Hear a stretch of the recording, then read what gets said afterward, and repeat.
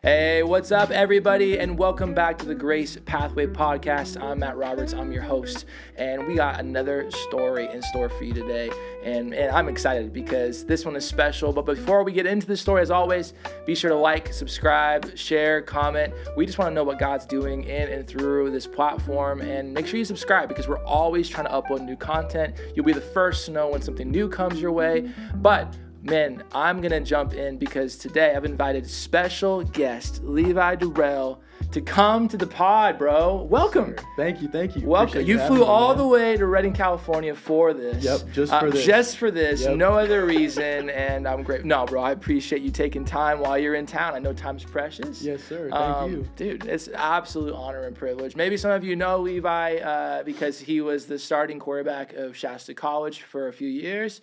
1 year. One year. Yep. Yeah, should have been for more, but we'll say 1 year. And now you've flown the coop. You're not even in town. We'll get into that later, but Levi, it's good to have you, man. Thank you so much. Dude, it's awesome. I'm so excited to dive into this. Tell me a little bit. I know home is not Redding. Where's home for you? Yeah, so I actually grew up in a town called Newburgh, Oregon. So Okay. it's just south of Portland, about 25 miles, I believe. Okay. But yeah, then I came here, not right after high school. I went to Southern Oregon, then here. Okay. And now to Colorado. So been everywhere, man. You're flying. Yeah, and you're 21. You're young. Yep. You have a girlfriend named Abigail. Abigail Halverson, yep. Come on now. I love that name. That's my daughter's name, so I'm a big fan name. of Abigail. Okay, so did you grow up, you said you grew up in Oregon. Obviously, there's no football teams. Did you grow up watching the Oregon Ducks? Or So yeah, I was actually a Beaver believer. So Beaver believer. Oregon State was the dream team, man. Oh, that's fantastic. Wow. My pops couldn't stand the Ducks, so I grew up being a Duck hater. A Duck hater. Oh yeah. You went out duck hunting. Yep. To this day. To this day, I love that. I love that you went against the norm. That's fantastic. Yep. Everybody who grows up in Oregon either is a Oregon Duck hater or they're a crazy fan. So that's awesome. Now, did you grow up in a Christian home, or what was life like growing up? Yeah, man. So my parents raised in a Christian household. I'm one of 5 kids, fourth of 5. Fourth of 5. Okay. Yeah, and my parents, the biggest and greatest role models you could possibly imagine. They love each other more and more every single day. Absolutely love them to death. My dad's my biggest role model. Just to see someone that sets such a good example, someone who's so selfless every single day, putting his kids before his own, putting his wife before his own interests. It's just the greatest example for a young kid growing up, and I couldn't be more thankful for that. But yeah, raised in a Christian household, was always a believer, but not always a Christ follower. And I'll get into that in a little bit. Yeah, no, that's good, man. Do you remember a day when like the light bulb went off and you were like, okay, I do believe, or was that just like it was just one of those things you were kind of born into it and you were around church all the time? Absolutely, definitely born into. I think that there was never a point in my life where I was questioning the existence of God. I couldn't wrap my head around, something starting off of a big bang. I just couldn't. I was like, there's no way, And I think it's so just. Anyone can be in awe when you go out and just look at, anything, it's so apparent, anything you look at. And so, I was born into it for sure. Right. Never a doubt in my mind. That's cool, man. And was obviously, we already said football, but was football like a part of your life your entire life? Or like, did you kind of fall into it later? Or I fell into it right about 5th grade. Okay. So 4th, 5th grade, I fell into it and never looked back. Wow. I ate, slept, and breathed football, man. It's just been football. Absolutely. Football. Yep. I got to ask this. Who's your football team in the pros? I don't know if I want to hear this. I'm kind of scared, but I'm going to say it anyways. Seattle. Oh, no, that's Seattle, fine. I'm okay. cool with Seattle. We're basically the Seahawks now and the Raiders because we have Pete Carroll, so we're okay there. I love Marshawn. Yeah, so you can have Pete Carroll. I'll take. he cost us a bowl. So he did. He should have run it. Anyway, no football talk, but I love that. So 5th grade on, football's been life, and were you like always just like successful? Was it like there grind parts in where it was just like tough, or was it? Yeah. So my going through middle school, my dad actually coached me. So beginning of football and on, and I'll forever say those were the greatest football years of my life because it wasn't a performance based situation where it was just like I'm just playing really for my dad, and that was just. Him being my hero was just the greatest thing ever. Right. And so I was a running back in middle school. Okay. So I just would run, circles around people. People aren't that good back then. So those are the greatest years of my life. I actually went to a smaller school, Yam Hill, YC, and then going into my sophomore year is when I transferred. So that's when I transferred to Newburgh, much bigger high school, the 6A high school. And I was a potential 3-year starter. I started as a sophomore, and that was a big deal to me. I think going from a small school to going to that size of high school was a big deal to me, and transition to my I guess career, you could say. Sure. And so I had a great sophomore year. Junior year, COVID happened. It was my best year of high school, though. I think we played like 5 or 6 games. We lost in the COVID state championship, I guess you could say. Sure. But it was just a phenomenal year. Great coaches. And going into my senior year is when everything kind of switched up. So we got a new coach. He was from Portland. My coach who was there sophomore, junior, he went to our rival school. And so, just about 10, 15 miles down the road, if that, Sherwood, Oregon. And so that was tough, and I was left with a decision to make, if I was going to stay or if I was going to transfer again. And it was a lot of prayer and a lot of just, talks with my parents, and I ultimately decided to stay. Wow. About 5 games into the season, I get COVID, so I have to sit out for about 1 or 2 weeks. It was 2 games, but it was like 1.5 weeks. Couldn't go to school, nothing. And when I came back, the coach had told me that he wasn't going to start me anymore. And so that was such a pivotal moment in not just my career, but my life. And I think it's a huge part of my testimony, as dramatic as that sounds. About a month and a half after that happened, I lost my best friend. Simone Mashambe was his name. He had decided to take his life. And that was, I'm not trying to be dramatic, because I don't say this word lightly, but I was genuinely depressed. I think, losing someone you do everything with, and something that, you can fall into guilt and the what ifs, or what did I not do, or all those things. The hardest thing to go through in my life as just an 18-year-old kid. And that ultimately led me to graduate high school early. So I graduated early, and I accepted my only scholarship offer I had was Southern Oregon University. Okay, so I went there mid-year. And that was tough. That was tough going there as an 18-year-old kid, because you're not doing the senior fun things. You're not doing the prom and the senior skip day and the pranks and all that. I skipped out on that. That's just kind of where my head was at. I was so just filled with anger. I was angry with the Lord. The victim mindset. Why me? Why God? Why this? And after a year at Southern Oregon, the coaches that recruited me there, had a great relationship with all of them. Austin Brown and those guys, they left after 1 year. So I'm sitting here, Another transition. After 1 year at college, and I'm sitting here like, God, like, what are you doing? Yeah. I didn't know because are you trying to tell me to, not play football, something I've done my whole life? Or are you trying to tell me to go a different route? And that was tough. That was really tough.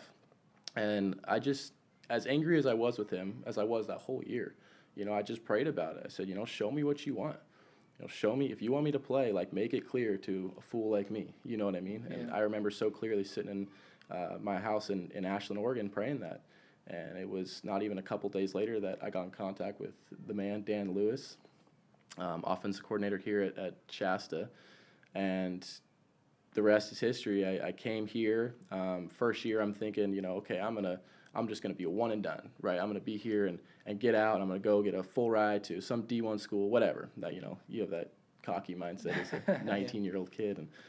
And I actually started the last game of Southern Oregon. So it was whatever. You had I don't want to say pride, but a high level of confidence, I'll say, in coming here. And I didn't start. My first year here, I did not start. And it was tough. It was a huge reality check, a huge humbling moment in my life and my career. It was just like, okay, I'm in my second year at college. I'm at a junior college in California, and I'm not starting. In a lot of ways, I thought I should have. But all that being said, we finished the year 1-9, and it was tough. It was really tough.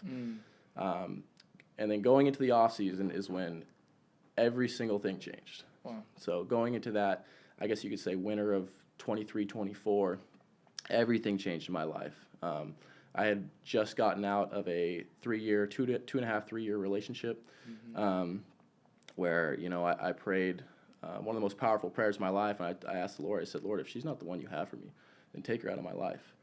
And never in my life, and I mean this from the bottom of my heart, never in my life have I had a prayer answered quicker. That same day, it ended. And it was like, it was just such a God thing. I was like, oh my goodness. Like, this is you talking to me. That's a big, bold prayer, man. It was, yeah. And it was just like, I've never had a prayer. And it's like, I felt like God just looking at me being like, finally you gave it to me. So on top of that, so I mean, I'm humbled from Shasta my first year. I got out of that relationship. And I think it was about a week or two later, I get a call from my dad. Like, as I said before, my absolute hero, and I can't say that enough. He calls me and tells me he's been diagnosed with cancer. Yeah, oh my gosh. And I don't think I've ever cried the way I cried to my dad on that phone. I remember laying in my bed, and I'm bawling like a little girl. I mean, I was like, there's no way. Like, there's no way. And he was just telling me, he said, you know, we don't know, you know, any of the details yet. I was just kind of told, you know, recently, doesn't know how long he's had it. After he tells me this, you know what he says to me? Like, the worst thing a dad can tell a son, he goes, we've had some great memories together, man.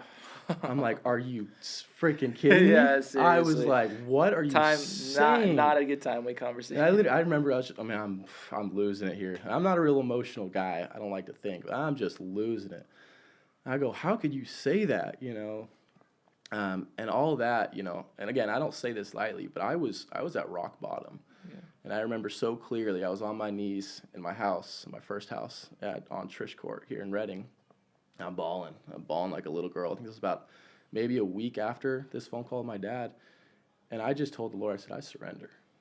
I told him, I surrender. I said, I can't do this anymore. I am so sick of trying and failing. And I was just like, where I was at that point in life, I just felt like a total failure. I was like, what have I done, you know, from, you know, getting benched your senior year towards the end of the year to, you know, Southern Oregon, you know, not quite the level I wanted to play at, but still was just like so proud of that school. And then ultimately left to being, you know, having on my resume, okay, I'm the backup quarterback on a 1-9 JUCO team. It was just like, it was just rock bottom, man. Right. It was awful. And that spring of 24 was the biggest pivotal moment in my life.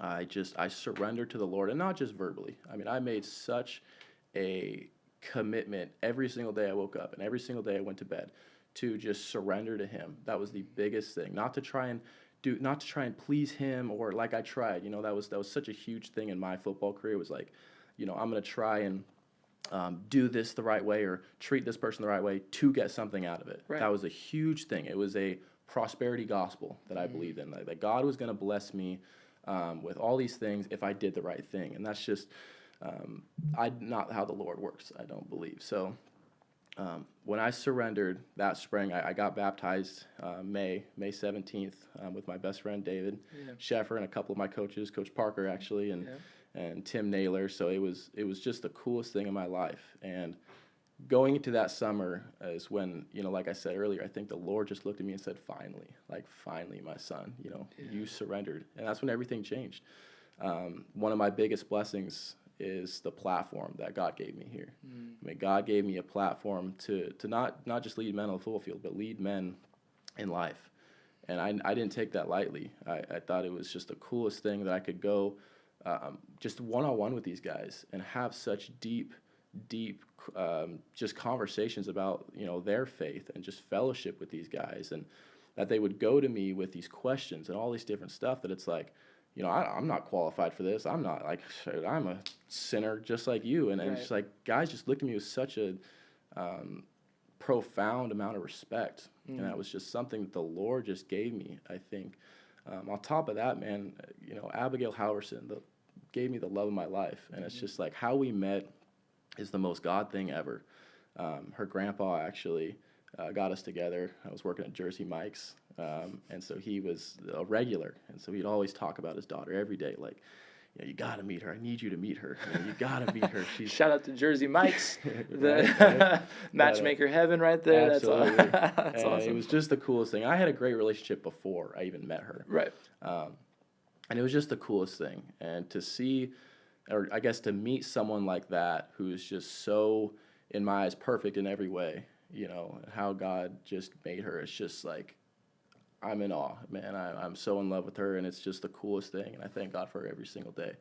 On top of that, man, he gave me an opportunity to play Division I football, something that, as a kid, that's all I dreamt of. You want to play at that level, you think you can, and God gave me that opportunity. Yeah. And I'm currently doing that, and it's just crazy, man, how the moment I surrendered, the moment I gave it to him and quit trying to take everything into my own hands is when everything changed. Right. Everything changed. Right. Dude, I appreciate you sharing all of that. There's a lot in there to kind of dive into.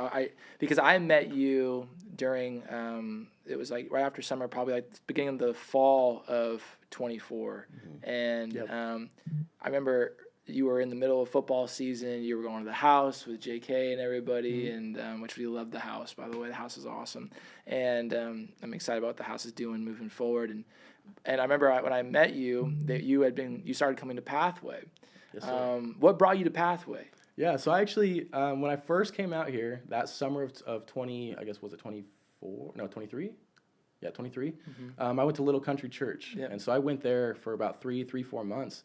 And Little Country's a great church. Absolutely love it. I think they do a lot of great things, but I just didn't feel connected. And it was just one of those things where couldn't get a lot of guys to go. Not that that's necessary. I mean, you don't need guys to go, but I wanted to grow and build a, I guess, community at Shasta. I wanted to grow an army of guys that would come to church, and they just weren't about it. And it was just hard to get connected. And right. So, it's one of those things I prayed about. It's like, Lord, give me a place to get connected.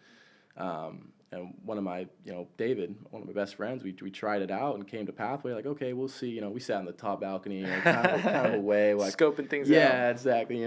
Bird's eye view. We'll see how this goes.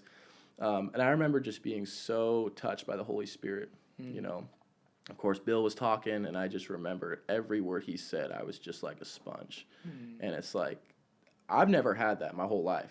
Church was obviously raised in a great Christian household. It was almost like, oh, okay, we got to go to church, and never wanted to go to church until I got to Pathway. Wow. I get to Pathway, and it's like, I've got to go. I've got to get there. I've got to whatever.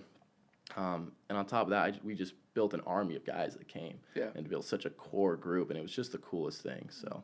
Yeah, that's cool. And then I remember you had been asked, you and Coach Lewis and Doc and JK and Coach Cole and Chef, you guys were all asked to come and share at Alpha Christian on Wednesdays. Sir. Yep. And I know Bill was gone. No, Bill was there. Yeah. Anyway, they asked me, they're like, hey, can you come and sit down with these guys? Yeah. And I was like, yeah, absolutely. Let's go.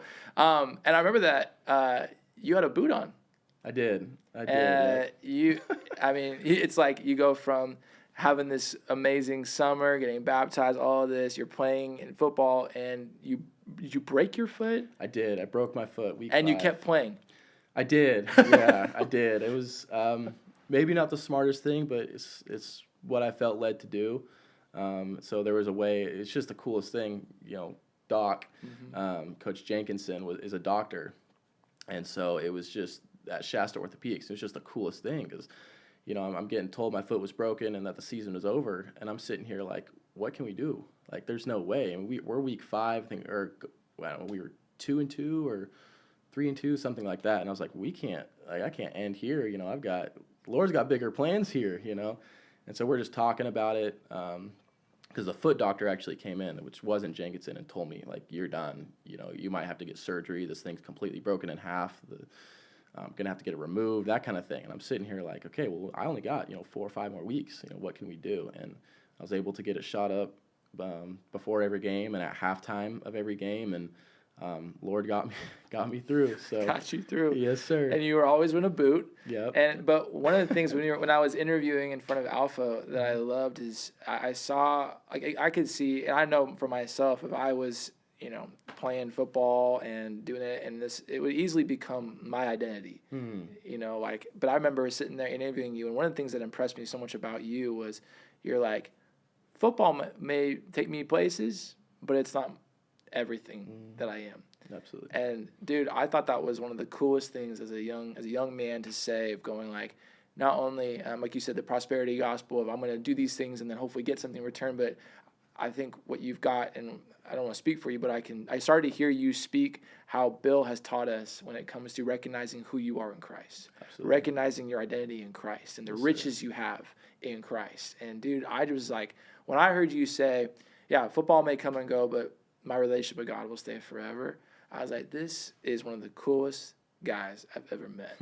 So, man, and then like I knew that from that point, like God's got big plans. He's still got some big plans in store, and your legacy, man, that you've left over at Shasta is one that is taking root. But it's cool because I believe that it's just going beyond even where you could take it, you know, and that's so cool, you know, to see the Lord using you to start an avalanche that I believe is really taking over Shasta College and the Shasta football team.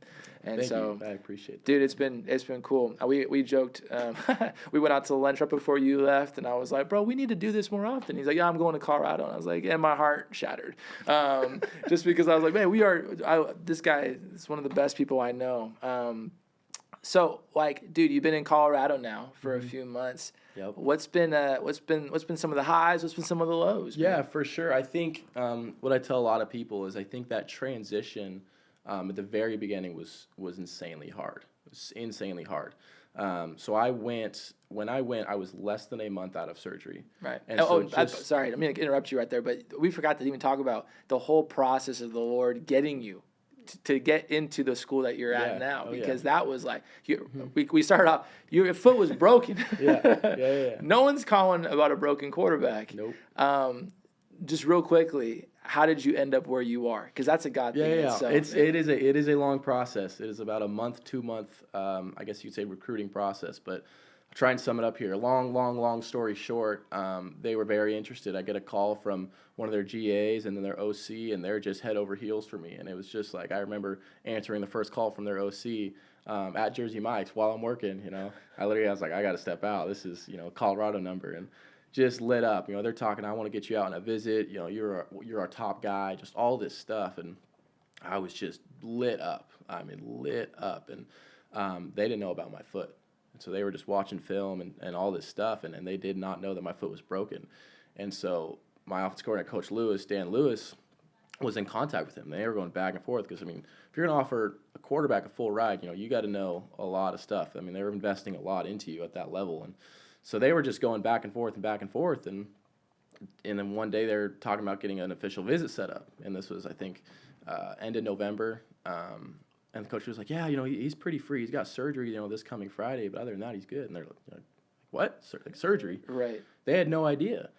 And that's when he had to say, like, yeah, Levi, you know, he broke his foot. He's got surgery here December 6th or whatever, December 8th, whatever it was.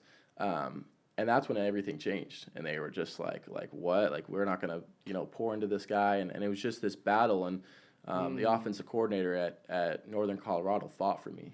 You know, he fought for me with the head coach and different guys, and it was just the coolest thing because we're fighting, going back and forth, and you know, I didn't know if I was gonna get an opportunity. I'm sitting here getting ready to come back for another semester here in Reading, and I just didn't know. And once again, I just kind of surrendered to the Lord. I said, "Your will be done." And one day, you know, I get a call from him, and he's basically saying, you know, I'm so sorry. You know, I fought everything I could do. You know, we can't give you an offer this spring. He says, we don't have one this spring, and I'm so sorry. I did everything I could. And I said, well, what about after that? And that's when he was just like, well, yeah, absolutely, but it's just this spring, and that's just not right. He kept, you know, complimenting me, saying things like, you know, you are a scholarship guy. He said, you are not a walk-on guy. This is not right, that I can't do this, all this stuff. And I said, well, what the heck? Like, if I, you know, walk on this semester, you know, after that. And he says, well, absolutely, but I understand some guys can't do that. I said, screw that, I'll find a way. You know? So that's kind of what happened. I was able to walk on for this spring semester, and then after that, I have school paid for. So just the coolest thing. Man, I love that, bro. And the foot's doing good? A lot better. Yeah, a lot better last time you saw me. I bet. Oh, man, dude. I love it. I mean, it's been cool. To see, I've been watching you on social and seeing you throw, and it's been fun. And I'm like, all right, I'm tuning in and getting because your mascot's the Bears, right? You got to Northern Colorado Bears. Bears, dumb Bears. I love that, bro. I want to just ask a simple question because appreciate you taking time to share. But one of the questions I love to ask for anybody who joins us is, hey, if you talked a lot about surrender, your dad going through cancer, how's he doing? He is cancer-free. He is. Come on, man. That is so good. Yeah, that same summer where everything just flipped, man. That was the same? That was the same summer. Man. Talk about bringing you to your knees, man. When you're at that place where you're like, God, I can't take this anymore. Mm-hmm. And he's like, perfect, I will. Exactly. That's all I felt. He just started looking at me like, finally, like, this is all I've been asking of you for 20 years of your life, kid. Yeah, it's just like, bro, way to figure that out earlier. Because that's not, I mean, it sounds like a lot, but there are people I know that are well on beyond their 30s, 40s that are still dealing with not full surrender. Yeah. Well, it's a daily battle. It is. It's a choice. Yeah, absolutely. My way, Lord's way. Yep, that's my way of picking up my cross every single day is just surrendering. Because it's so hard, I think, just no matter what you're doing, but especially playing this game in the position I play, it is so hard to not fall into that just me, self-glory, self-fulfilling, like those kinds of things. It's a daily battle. It's a daily battle to quit putting yourself on this pedestal and put God and others above you. It's so good, bro. What would you say to somebody who's maybe watching or going to watch this later or, because obviously they might know you from Shasta, they might know you from Oregon, who knows where people are going to watch this from. What would you say to somebody when it comes to the relationship with the Lord and even the importance of church? What would you say to them? Absolutely. I'm not trying to beat a dead horse here, but I am going to say it because it's the thing that changed my life, and that's surrendering. Mm-hmm. I think it is, we kind of just hit on it, but it's so hard to do that. It's not a one-time thing. It's a daily thing. Right. But the second I did that, as hard as it was, I mean, the Lord, I'm not going to say he broke me down, but he allowed me to be broken down, I believe. He allowed that to happen because he knew what would happen. He knew how it would change me as a man. And like I said, man, the second I did that, it changed everything. It changed my outlook on people, changed my outlook on my life, it changed my outlook on church. As silly as that sounds, it's like I went from just like, got to do this, or I got to do this because this will please God, So he'll bless me during my week of practice or whatever, or he'll let me have good practices or a good game. So I better go. To like, I need to go. I need to hear what the Holy Spirit is going to say to me. Yeah. And it was just like, I can't miss this no matter what. Right. All because I surrendered. Yeah. So good, man. Surrender. Absolutely. It's crazy because when you think it's like surrender is like surrender, I feel like for guys can feel weak. Absolutely. Because a guy doesn't want to surrender, right? You're like, why would I give up? That's never give up, never surrender. Yep. But I think you've learned the art is surrender into the Lord is victory. Absolutely. In the long run. 100%. Couldn't have said better. Dude, so I love that, bro. And I mean, and I think when you understand that healthy balance of like it's about his will, but he wants what you want. Like he's put those passions in you. He's put those desires in your life, and for you to go like, well, I just want to be where the Lord will. Yeah, but he's also saying, Levi, I got a plan for you. Absolutely. I'm going to use you, and wherever I use you, football or beyond, I got a plan. Yeah. Seek first the kingdom of God, his righteousness, and all these things will be added unto you. When our will aligns with his will, it's like you're gonna get it. Yep. And it might not be how you thought. It might not be the time that you thought, but God has a plan. Absolutely. And it's better than you could imagine. 100%. And, man, when you learn to walk with the Lord, surrender to the Lord, he promises to be with you. He promises to remind you. When you surrender, you're relying on his strength, not your own. Absolutely. You're relying on his joy, not your own. You're on his patience, not your own. And let me tell you, his is way better. It's way better. So, dude, I appreciate you taking time, man. Love you so much. And I'm just excited to see where God's going to take you. But thank you for blessing our church. Thanks for being a part of our church. Even though you're in Colorado, you're still a part. And, man, we are just, can always come home, but we're grateful that God has you right where you are, man. Yes, sir, man. I love you too. I can't thank you enough. Yeah, bro.